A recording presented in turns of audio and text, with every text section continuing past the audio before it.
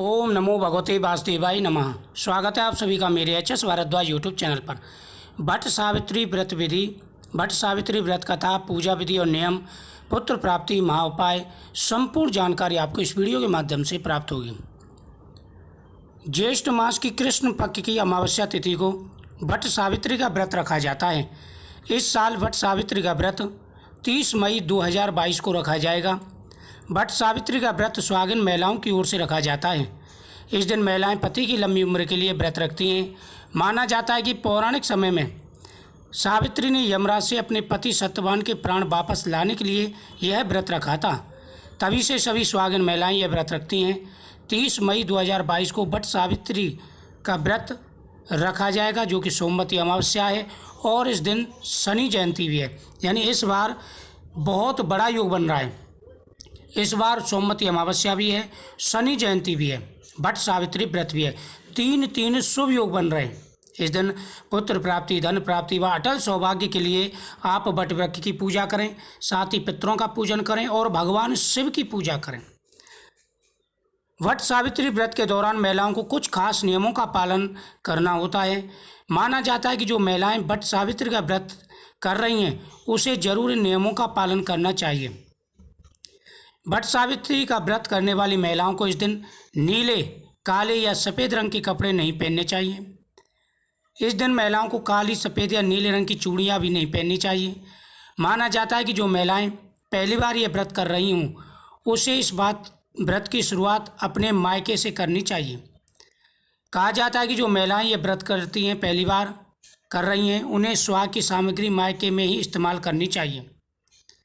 भट्ट सावित्री व्रत जो है तीज और करवा चौथ के व्रत की तरह ही होता है। माना जाता है कि इसे आप 2 तरीक़ों से उठा सकती हैं। पहला तरीका यह है कि आप इसे फल लेकर भी उठा सकती हैं, मतलब आप पूजा के बाद फल का सेवन कर सकती हैं। जबकि इसका दूसरा तरीका यह है कि आप भट्ट वृक्ष पर चढ़ाई जाने वाली सभी चीज़ों का सेवन पूजा के बाद कर सकते हैं, यानी आप अन्न खा सकते हैं। एक बात का ख्याल रखें कि अगर आप पूजा के बाद अन्न का सेवन करती हैं तो वह सात्विक होना चाहिए, मतलब उसमें लहसुन प्याज का इस्तेमाल नहीं होना चाहिए। इन बातों का विशेष रूप से ध्यान रखें। इस दिन व्रत के संकल्प लेकर के भट्ट वृक्ष के नीचे पूजा का सामान रखें। पूजा का सामान रखने के बाद में वहाँ पर आप रोली का टीका करें। रोली का टीका करने के बाद में दीपक जलाएं और साथ ही फल, मीठा वहाँ पर अर्पण करें। कच्चा सूत लपेटना चाहिए। इस दिन पुत्र प्राप्ति, सबसे बड़ा उपाय है कि इस दिन पुत्र की मनोकामना बोल करके कच्चा सूत लपेटना चाहिए, स्वास्थ्य चिन्ह बनाना चाहिए और मीठा चढ़ाना चाहिए। साथ ही बड़ वृक्ष के 11 पत्तों की माला बना करके उस पर अपनी मनोकामना लिख करके, ओम नमः शिवाय लिख करके, पुत्र की, धन की मनोकामना, अटल सौभाग्य की मनोकामना लिख करके भगवान शिव को अर्पण करनी चाहिए। इससे भगवान शिव प्रसन्न होकर के मनवांछित फल प्रदान करते हैं। इस दिन जो महिलाएं ये व्रत करती हैं उनके सभी मनोरथ पूरे हो जाते हैं। भगवान शिव प्रसन्न होकर के मनवांछित फल प्रदान करते हैं। तो इस तरीके से आपको यह व्रत जरूर करना चाहिए। इस दिन यह उपाय करने के बाद में आप हाथ में पुष्प लेकर के भट्ट वृक्ष के नीचे इस कथा का श्रवण करें। इस कथा के सुनने से हर प्रकार के मनोरथ पूरे हो जाते हैं। सत्यवान सावित्री की सुंदर कथा। इस दिन पितरों की पूजा भी करनी चाहिए। पितरों की पूजा का विशेष महत्व है और माना जाता है कि सोमवती अमावस्या को गंगा स्नान का भी विशेष महत्व होता है। जो व्यक्ति गंगा स्नान करके पितरों के नाम से पूजन करते हैं उनके सभी मनोरथ पूरे हो जाते हैं और हर प्रकार की मनोकामना पूरी हो जाती है। भट्ट सावित्री व्रत करने वाली सुहागिन महिलाएं अपने सास को बायना भी देती हैं। इस बायने में सुहाग का पूरा सामान रखा जाता है। एक बांस की टोकरी में साड़ी, चूड़ी, बिंदी, सिंदूर, काजल, फल, भीगा चना, पूड़ी रखकर अपनी सास को देते हैं, भेंट स्वरूप देते हैं। इससे उनका आशीर्वाद प्राप्त होता है। तो इस प्रकार से ये व्रत करना चाहिए। अब कथा का श्रवण करें। प्राचीन समय की बात है, अश्वपति राजा थे जिनकी एक सुंदर कन्या थी।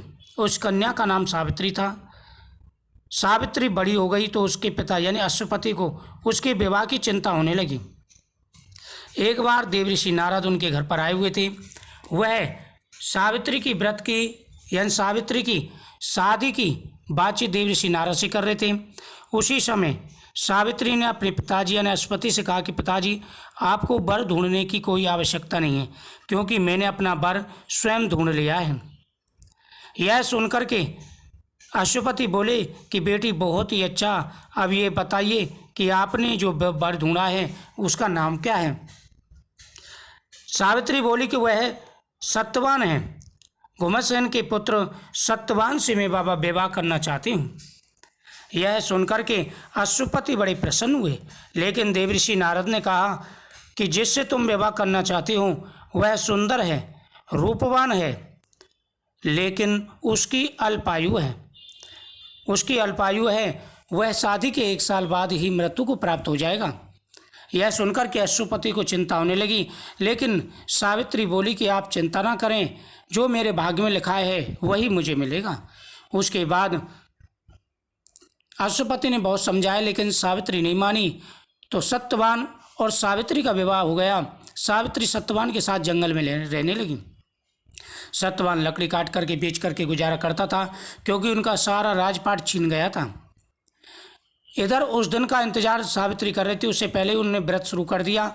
जिस दिन सत्यवान की मृत्यु का तय था वह दिन भी आ गया। सत्यवान के साथ सावित्री जंगल में गई। वह सत्यवान पेड़ पर चढ़ के लकड़ी काट रहा था। अचानक उसके सिर में दर्द होने लगा। वह नीचे उतर करके सावित्री के गोद में सिर रख करके सो गया। कुछ समय बाद यमराज आए और सत्यवान के प्राण ले जाने लगे। सावित्री ने उन्हें रोका। वह पतिव्रत धर्म से, अपने सत्युत्व से यमराज के पीछे पीछे चलने लगी। यमराज ने पीछे मुड़ के देखा कि सावित्री उनके पीछे आ रही है। यमराज ने कहा कि बेटी, तुम वापस चले जाओ, अभी आपका समय नहीं हुआ है, आपके पति का ही समय हुआ है। सावित्री फिर पीछे चलने लगी तो सत्यवान के प्राण ले जाते हुए यमराज ने कहा कि हे सावित्री, तुम्हें क्या वरदान चाहिए? तुम मुझसे वरदान मांग सकती हो, लेकिन आपके पति के प्राण मैं वापस नहीं करूँगा। सावित्री ने कहा कि मुझे वरदान दीजिए, मेरे सास ससुर के नेत्र ठीक हो जाए, उनकी ज्योति वापस आ जाए। यमराज ने तथास्तु कहा। वह आगे चलने लगा। सावित्री फिर पीछे पीछे चलने लगी।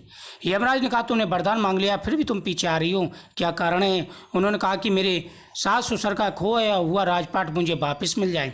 यमराज ने तथास्तु कहा। फिर यमराज जाने लगे। सावित्री उनके पीछे पीछे जाने लगी। उन्होंने कहा कि हे सावित्री, तुमने वरदान भी मांग लिया है, फिर भी आप पीछे क्यों आ रहे हो?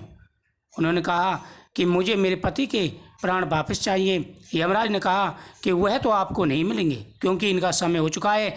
मैं नियमों से बंधा हुआ हूँ। अगर तुम्हें और वरदान चाहिए तो मैं एक वरदान और दे सकता हूँ। सावित्री ने कहा, ठीक है महाराज, आप मेरे पति के प्राणों को वापस नहीं देना चाहते तो मुझे वरदान दीजिए कि मेरे पति के द्वारा ही मेरे 100 पुत्र हों। यमराज ने कहा, तथास्तु। ऐसा कहकर के यमराज आगे चल दिए। सावित्री फिर पीछे पीछे जाने लगी।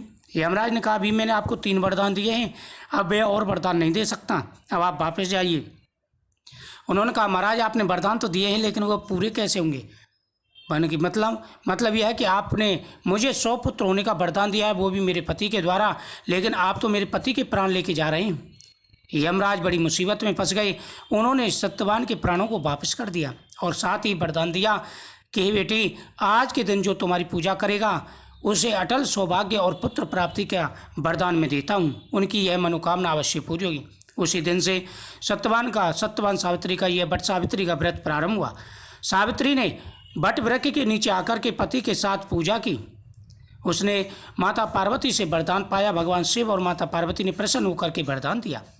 तो इस व्रत का विशेष महत्व है। इस दिन जो व्यक्ति वट वृक्ष की पूजा करते हैं, महिलाएं वट वृक्ष की पूजा करती हैं, उसके पति की आयु लंबी होती है, उनके सभी मनोरथ पूरे हो जाते हैं। इस दिन पुत्र की मनोकामना बोल करके यह व्रत करना चाहिए और पूजा करनी चाहिए, मनोकामना अवश्य पूरी होती है।